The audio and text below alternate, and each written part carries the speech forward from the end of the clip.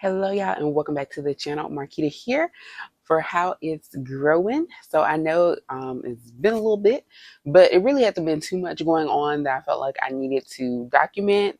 I did get the new plant, so you guys know I have a new mandula, which I'm going to talk about in just a moment. And also, I want to check in on the herbs. Remember, I showed you guys the herb saver that I got from like TJ Maxx, and it was on like $3, and you're supposed to be able to put your fresh herbs in there, and it's supposed to keep them alive and fresh for like 2 weeks or more.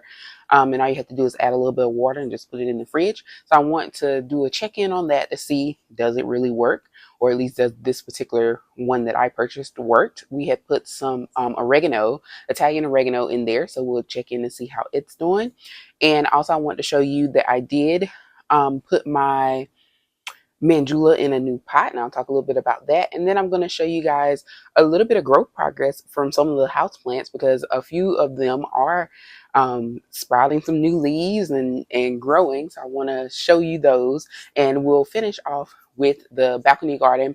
And I will say you won't see too many things on the balcony garden in terms of like the peppers and all that, because I have been harvesting them and actually giving them away. My mom was here a couple weeks ago, and I gave her quite a few peppers and tomatoes to take home. And then also I went to visit one of my friends down in North Carolina for our school's homecoming, and I took her a few peppers as well. So it's kind of bare out there just because I have harvested what is, what has been producing, but they are still growing, and you'll definitely see on the peppers there's lots of little buds, and pepper plants do still grow in the cooler weather. So don't feel like, because it's getting cooler and fall has set in, that those plants won't grow. Peppers will actually grow into the fall or through the fall and even into early winter if you don't have a super harsh winter. So pepper plants will produce for quite a while, from summer through at least probably in the fall, early winter.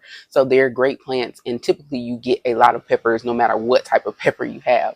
So you'll see that as well. And I even have a little bit of new growth going with my tomatoes. And same goes for tomatoes. Tomatoes can also go a little bit longer than summer, as long as it's not too cold. So again, that can vary based on where you live and how the temperatures are. Here in Virginia, it has been crazy. We've had some really still nice days. Temperatures still going up into the mid to high 70s. But nights are getting cooler now. So we have nights that are going down as low as mid 40s to low 50s. So it is getting cooler at night, but the daylight has been great, and the sun is usually out, and my plants do get a lot of sun on the balcony. So they're still kind of managing, but I am seeing a little bit of slower growth, but still growing.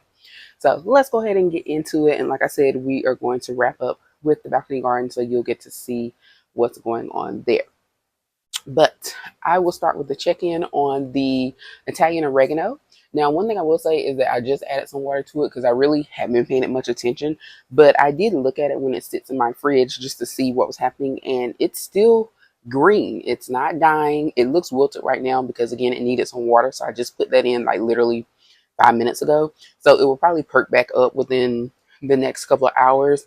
But in terms of it being saved and not turning brown, not getting, sometimes herbs can get mushy or, just wilted. It's wilted due to lack of water, but not, it's still crisp. It's not mushy. It's not turning brown. They still are fresh, and I could use them, now if I was getting ready to do so. So I just want to show you guys, yes, this works. This particular herb holder, like I said, this one was only $2.99 or $3.99 at TJ Maxx, and they had tons different varieties. They even had some that you could put like more than one, so it had like two sides, so you could put two different types of herbs in there. So, and I could definitely fit way more oregano or way more whatever type of herb in there. There's lots of space, so as long as it fits in the container. And I just sit it in the door of my fridge, just like you see here on the picture. And you can sit it anywhere in the fridge, but the door is probably the most convenient place, and it's been fine. So I just want to share how that's going. So the Italian oregano is something that I grew in my garden, but you can also use it for store-bought if you buy them, in those little packages. Sometimes you can buy them, or if you just bought them fresh from maybe a farmer's market or something, that's another option of how you can conserve them or save them if you don't want to dehydrate them, or if you're not going to use them like in the next couple of days from the time that you buy it. Moving on to my Mandula. So this is my newest Mandula plant that I bought last week, I think, or maybe a couple weeks ago. I have another Mandula plant that I've had for some years, so this is the second one.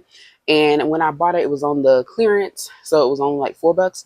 And I found a self-watering plant. This is from the brand Allen and Roth at Lowe's.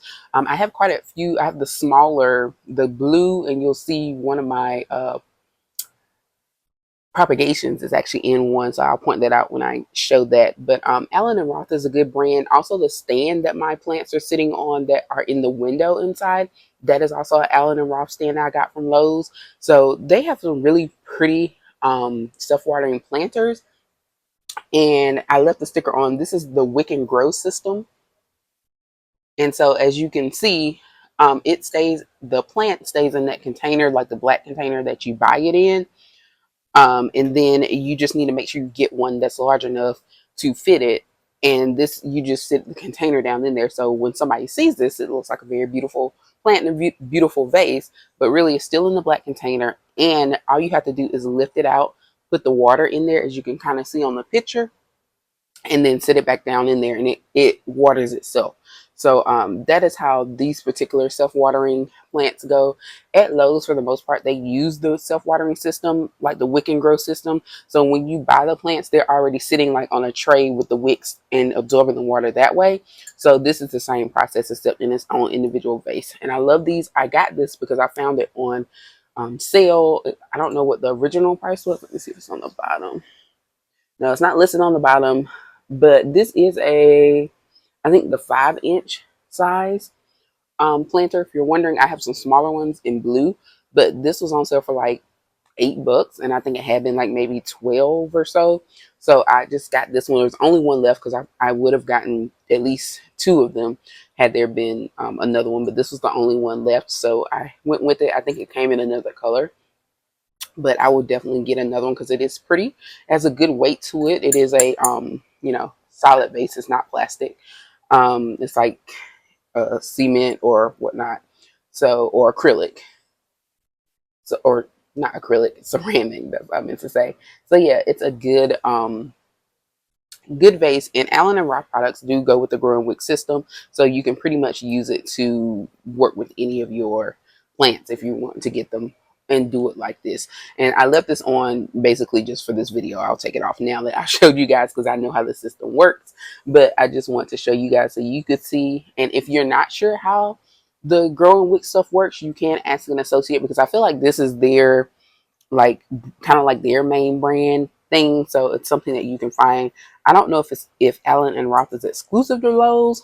I don't think it is, but they do carry a lot of their products. So just want to share that. And again, I paid like $8, but I think the original price for this size, because the prices do vary by size, I think it was like $12 to $14. So yeah. And there's my Mandula. You can see she is thriving, growing. And again, this was a clearance plant, so you do see some like brown spots and a couple of little things, but it is still growing. There's a new leaf coming in right there. So it was relatively healthy overall. So those little spots, they were just there when I bought it, but it seems to be fine. So I just want to do that check-in, and now I'm just going to do the check-in of the house plants. In terms of the Aero Gardens, my lettuce one, I actually made a big salad earlier today, and so I have pruned that down quite a bit. So it's enough left probably to do one more salad, and it's quite a few leaves that are not quite ready, but they're growing in. So I'm probably going to let those finish, and then I'll clear it out and start over. Maybe probably, I'd say in November, I'll probably just clear it out and start a fresh batch going, because it takes about a month. So by December, I will have more lettuce ready to harvest. So let's go ahead, take a peek at these house plants, and then we will finish up with the balcony garden. All right, y'all, here's the houseplant update that I was referring to.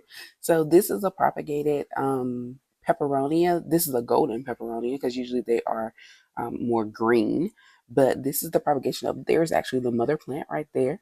And in the blue, this light blue or kind of blue color. This is a Allen and Roth self-watering container as well, or I'm sorry, planter as well. And I just wanted to point those out. This is a smaller one, obviously in size, but I use it to propagate that golden peperomia. And as you can see, there are three new little leaves sprouting there. That was the original propagation stem, and those three leaves have sprouted since they've been there. And then this is my newer Brazil philandrian. As you can see, new growth, the kind of shiny leaves. Those are the new babies coming in, and you also can see here as it's extending out.